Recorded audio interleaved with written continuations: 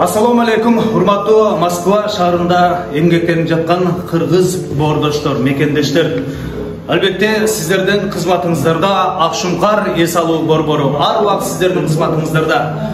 Алдыктан келиңиздер, Акшумкар эс алуу борбору кечки саат 18:00дан эртең мененки 5:00 чейин иштейт. Алдыктан келиңиздер. Кээ бирөөңүздөр туулган күн өткөрүп, кээ бирөөңүздөр тушоо кестүү, той маракелерди ушул жерде өткөрсөңүздөр болот. Андыктан келиңиздер, түгүнө номер калтырабыз.